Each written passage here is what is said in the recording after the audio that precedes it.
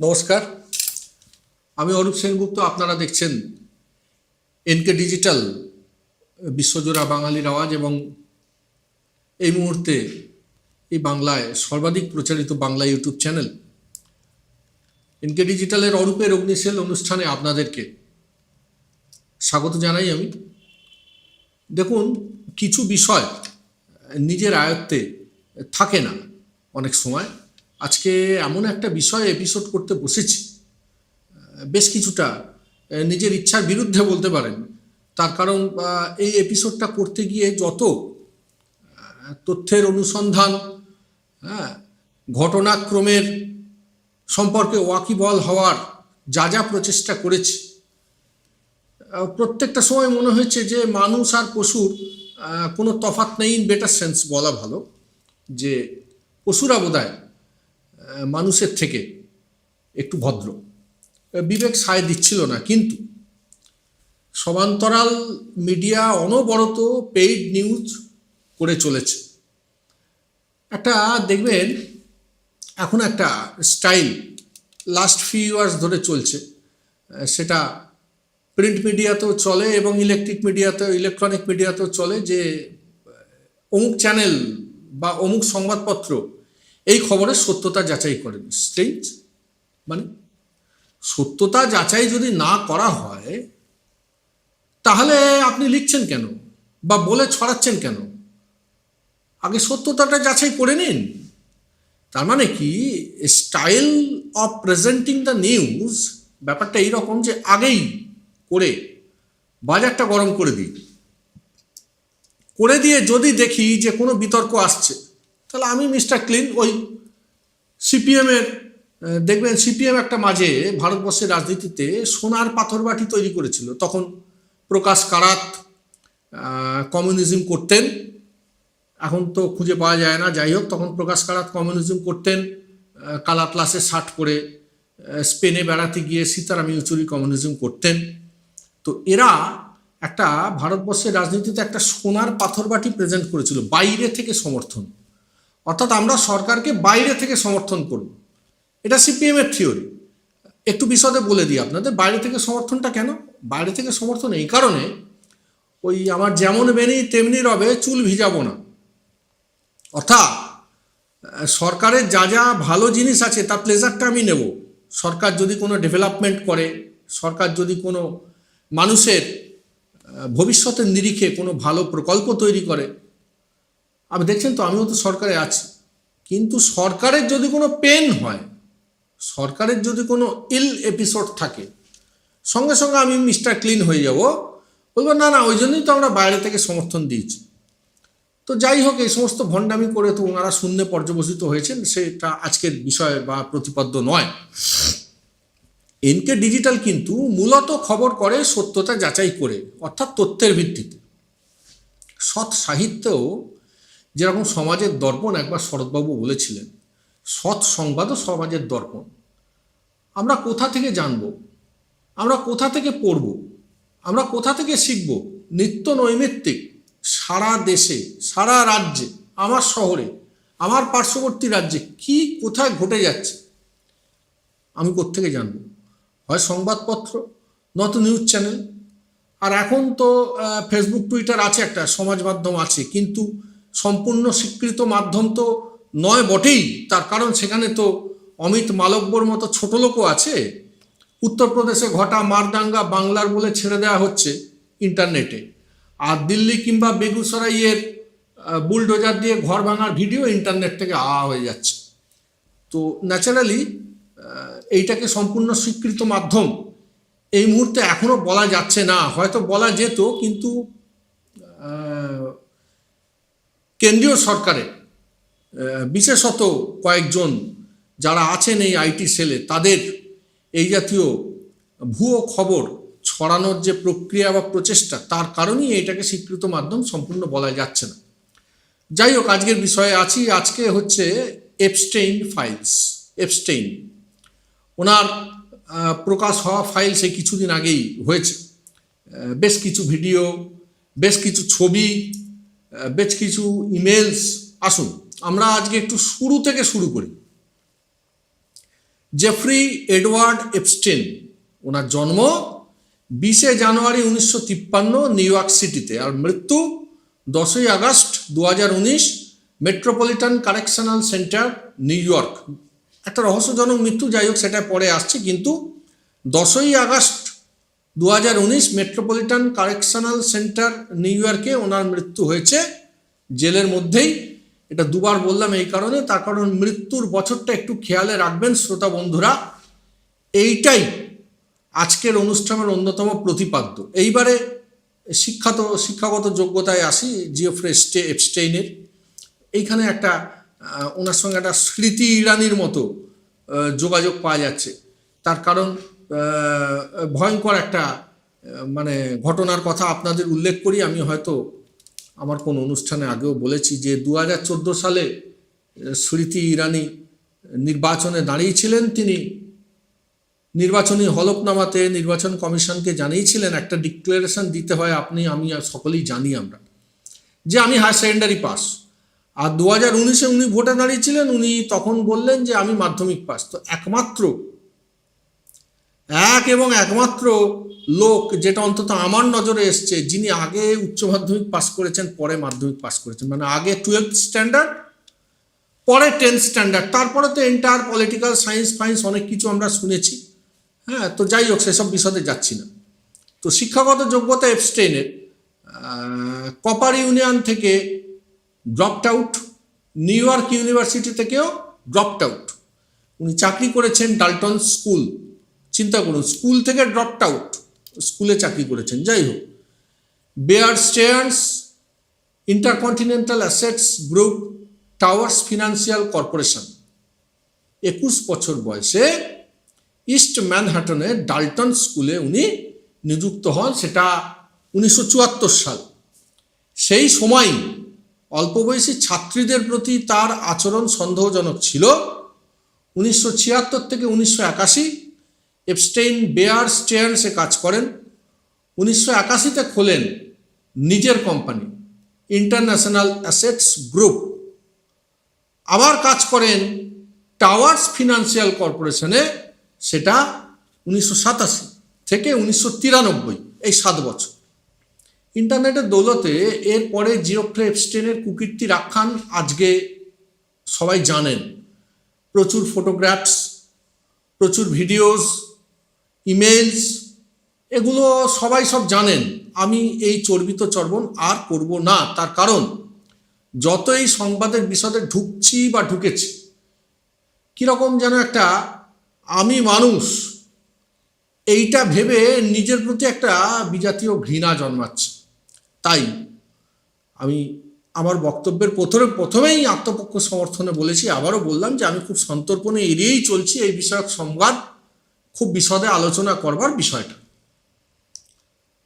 And most importantly, এনকে digital মৃত্যু, ঘৃণা, বিদ্বেষ, নোংরা আচরণের প্রতি বেসাতি করে না। তবে হ্যাঁ, একটা বিষয়ে আমি নিশ্চিত, এপস্টেইন ফাইলের মধ্যেকার যেসব গা ঘিনঘিনে ঘটনা প্রবাহ দেশের মেন স্ট্রিম মিডিয়া, বিশেষত এই রাজ্যের সবজান্তা হরিদাস পালেরা, ওই বিশু চক্রবর্তীর মতো সবাই কিন্তু মুখে কুলু পেটেছেন। হ্যাঁ, ঠিক এই কারণেই আজ এসেছি আমি এই এপিসোড নিয়ে। আমি প্রথম দিকেই বলেছি এপস্টেইনের মৃত্যুর বছরটা খেয়ালে রাখতে 2019। আসুন এইবারে একটু কার্টেন রেইজার হবে। এইখানে নিয়ে নেব একটা ছোট্ট বিজ্ঞাপন বিরতি, ফিরে আসছি বিজ্ঞাপনের পর, সঙ্গে থাকবেন। এবার সাধ্যের মধ্যেই হবে মধ্যবিত্তের স্বাদ পূরণ। নতুন বাড়ি, নতুন স্বপ্ন, সুখের নতুন অধ্যায় শুরু হোক এই উৎসবে। Ashoka group, রিডিফাইনিং realty. ফোন করুন 9163502850।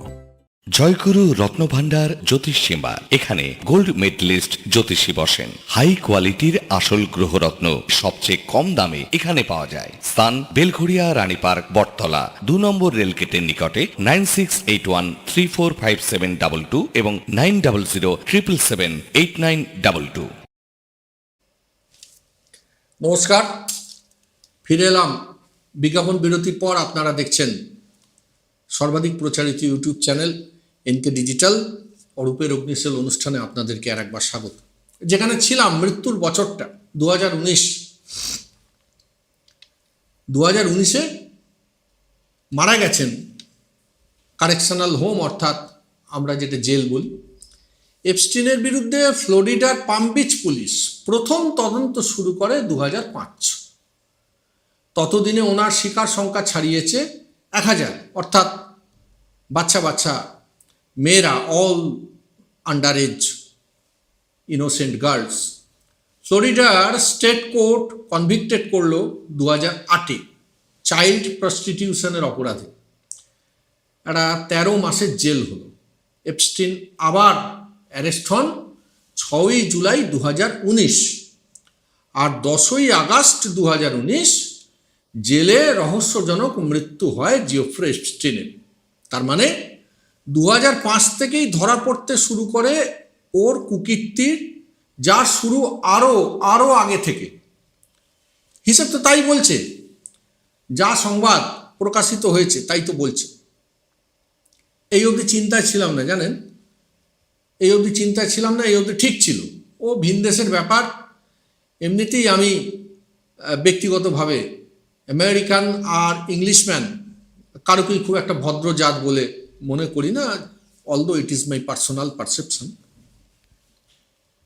কিন্তু আমার সাদা মনে কাদা লাগলো যখন ভারতীয় বিদেশ মন্ত্রকের মুখপাত্র রণধীর জয়সওয়াল বিবৃতি দিলেন 2017 সালে প্রধানমন্ত্রী নরেন্দ্র মোদী ইসরায়েল সফর করেছিলেন, একথা সত্য, কিন্তু সেই সরকারি সফরের সঙ্গে এপস্টিনের কোনো যোগ নেই। ইমেলে যা কিছু রয়েছে তা মিথ্যা ও অর্থহীন। ঠিক যেটি বলেছেন জয়সওয়াল সাহেব, আমি সেইটি অবিকৃত আপনাদের সামনে পড়ে শোনালাম। এখন দুটো প্রশ্নের উদ্রেক ঘটছে। যদি কোনো বানর সেনা উত্তর দেন, বা যদি আমাদের দায়িত্বশীল বিরোধী দলনেতা চারিদিকে হিন্দু মুসলমান করে বেড়াচ্ছেন, এগুলো তো জানতে হবে। রাজ্যে ভোট আসছে, আমরাও দেশের অন্তর্ভুক্ত একটা রাজ্য, তো আমরাও তো দেশের নাগরিক, আমাদেরও তো জানতে হবে। এটা একটা ভয়ঙ্কর ব্যাপার। বা নারী সম্মান বাঁচাতে বদ্ধপরিকর হাফ প্যান্ট মন্ত্রী, উনিও বলতে পারেন, উত্তর দিতে পারেন। বা সূর্যে লোক পাঠানো অগ্নিমিত্রা দেবী, উনি তো বলছেন যে এখন নাকি সূর্যে লোক যাচ্ছে 2014 সালের পর থেকে। মানে 2014 সালের পর থেকে, মানে একটা ওয়ান ওয়ার্ড সাবস্টিটিউশন করলে অমৃতকালের শুরু থেকে, অমৃতকাল, বিকশিত ভারত, যাই হোক। বা নারী শিক্ষার প্রসারে অগ্রণী লকেট দেবী, কেউ যদি উত্তর দেন আমার এই দুটো প্রশ্ন, তাহলে সাহস করে বলেই ফেলি, কি বলুন প্রশ্নগুলো? দুটো প্রশ্ন আপনাদেরকে করছি।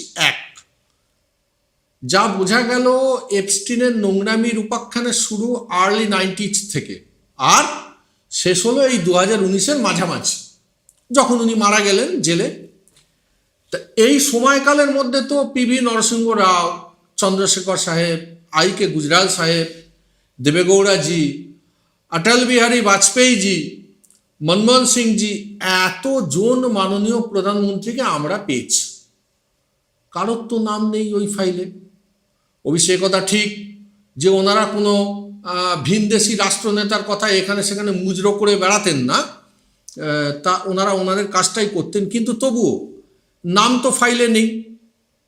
এখন এই ফাইলে নাম আছে, এটাও তো অস্বীকার করতে পারছি না। যদি অস্বীকার করি, তাহলে জয়সওয়াল সাহেব বিদেশ মন্ত্রক থেকে বিবৃতি দিতেন না যে ফাইলে যা আছে তা সর্বৈব মিথ্যা। তার মানে দেয়ার ইজ সামথিং, সেটা জানাতে হবে তো আমাদের। মুখে কুলু পেটে বসে আছেন, মেন স্ট্রিম মিডিয়াও মুখে কুলু পেটে বসে আছে, আমরা তো জানতে চাইছি। দুই, বিদেশ মন্ত্রক জানালো যে ইমেলে যা কিছু রয়েছে তা মিথ্যা ও অর্থহীন। তার মানে কিছু তো রয়েছে, তাই তো নাকি? ও শুভেন্দুবাবু, যা রটে তার কিছু তো বটে। কেবলই হিন্দু মুসলিম বলে বাজার গরম করলেই তো হবে না, ঝেড়ে কাশতে হবে তো। আপনার দায়িত্ব আছে, উত্তর দিন। ওহ, আপনিও তো ঢোকাবেন বলেছেন। না না, ঘাবড়াবেন না, আমি সন্দেশখালির কথা বলছি না। 3000 করে ঢোকাবেন বলেছেন কোথায়? আমরা ক্ষমতায় এলে 3,000 করে লক্ষ্মীর ভাণ্ডার দেব বলেছেন। তো যাই হোক, সে আপনি 3,000 কেন, আপনি 3 লক্ষ টাকা করেও বলতে পারেন। তার কারণ স্বপ্নে যদি পোলাও না দেন তাহলে ঘি বেশি ঢালতে আর অসুবিধে কি? আপনারা তো নির্বাচনে জিতে আসতে পারবেন না, তো 3,000 বলে দিতে অসুবিধে কি আছে? বলেছেন, ভালো করেছেন, সে ঠিক আছে। কিন্তু একটা কি শুনছিলাম বিহারে যেন ওই 10,000 টাকা ফেরত নাকি একটা, এবারটা শুনছিলাম। যাই হোক, আমরাও সত্যতা যাচাই করিনি। হ্যাঁ, আমরাও তো আজকে চ্যানেল ভিত্তিক একটু একটু পেকে উঠবো, তো আমরাও কোনো সত্যতা যাচাই করিনি। কিন্তু বিহারে নাকি 10,000 টাকা ফেরত চাওয়া হবে, এরকম একটা কিছু শুনছিলাম। তো এই দুটো প্রশ্নের উত্তর আপনারা যারা কেন্দ্রীয় সরকারি দল আমাদের রাজ্যে করছেন, আপনাদের দায় আছে, দায়িত্ব আছে, আপনাদের একটা কালেকটিভ রেসপন্সিবিলিটি আছে। তো আপনারা উত্তরটা দেবেন। চারিদিকে ধর্মের নাম করে মিথ্যার বেসাতি করছেন, লজ্জা করে না আপনাদের? একদম লজ্জা নেই। ভ্যালেন্টাইন্স ডে তুলে দেবো, ভ্যালেন্টাইন্স ডে তুলে দেবো, ইতিহাস থেকে মুছে দেবো, এইসব বলছেন। তুলে দিন। তার কারণ ভ্যালেন্টাইন্স ডে থাকলেও কি আর না থাকলেও কি, অন্তত আমি ব্যক্তিগত স্তরে মনে করি যে ভ্যালেন্টাইন্স ডের জন্য প্রেম হয় না। যাই হোক, সেটা আজকের বিষয় না, পরে পশ্চাতে হয়তো কোনো দিন এটা নিয়ে একটা এপিসোড করব। কিন্তু ভ্যালেন্টাইন্স ডে থাকলেই প্রেম হবে আর ভ্যালেন্টাইন্স ডে না থাকলেই প্রেম হবে না, এটা আমিও মনে করি না। আমার এটাকে কীরকম প্রেমের বাণিজ্যিকীকরণই মনে হয়। কিন্তু আপনি ভ্যালেন্টাইন্স ডে তুলে দেবেন বলছেন 14ই ফেব্রুয়ারি। 4 বছর হয়ে গেল শুভেন্দুবাবু, লং 4 years গান বাই। পুলওয়ামাতে 400 কেজি RDX নিয়ে কি করে ঢুকে পড়লো জঙ্গিরা সেনা কনভয়ের মধ্যে, এটা কে জানাবে? 4 বছর অতিক্রান্ত। আপনার বাপ তো বিজ্ঞাপনের শুটিং করে বেড়াচ্ছিল তখন। 13 বছর হয়ে গেল, 14 বছর হয়ে গেল, সাংবাদিকদের কোনো প্রশ্নের উত্তর দেন না উনি। বিজ্ঞাপনে শুটিং করে বেড়াচ্ছিলেন। তৎকালীন রাজ্যপাল সত্যপাল মালিক, আমরা কিছু ভুলিনি। সংবাদকর্মী তো, সংবাদ শ্রমিক বলতে পারেন। আমরা মনে রেখেছি তৎকালীন জম্মু কাশ্মীরের রাজ্যপালের দায়িত্বে ছিলেন সত্যপাল মালিক। বিস্তৃতভাবে বিভিন্ন সংবাদ মাধ্যমকে জানিয়েছেন যে পুলওয়ামার এই ঘটনায় কেন্দ্রীয় সরকারের প্রচুর গাফিলতি আছে। পায়েলগাঁও কয়েক মাস হয়ে গেল, অবশ্য পায়েলগাঁও আপনারা ওই 4 জনকে ধরতে পারবেন না, তার কারণ আপনারা 4 বছরে পুলওয়ামার কাউকে ধরতে পারেননি, তো পায়েলগাঁওর কাকে ধরবেন? আপনারা হিন্দু মুসলিম করে বেড়ান। উন্নয়ন না, মানুষের ভালো কাজ না, দেশের বিদেশ নীতি না, ভারতবর্ষের প্রতিরক্ষা না, শুধু হিন্দু মুসলিম বানর সেনাদের মতো নাচছেন, নাচুন। কিন্তু এপস্টিন ফাইল নিয়ে আমার যে দুটো বিনীত প্রশ্ন, তার উত্তর দেশের জনগণকে এবং রাজ্যের জনগণকে, বিশেষত যেহেতু রাজ্যে নির্বাচন আসন্ন, রাজ্যের জনগণকে দিন। একটা ক্লিনচিট পেলে আমাদেরও নির্বাচনী প্রেক্ষিতে সিদ্ধান্ত নিতে সুবিধা হবে যে আমরা ভোট কাকে দেব। আজকে এই পর্যন্তই। পরবর্তী অনুষ্ঠানে আবার দেখা হবে। ভালো থাকবেন সবাই। নমস্কার।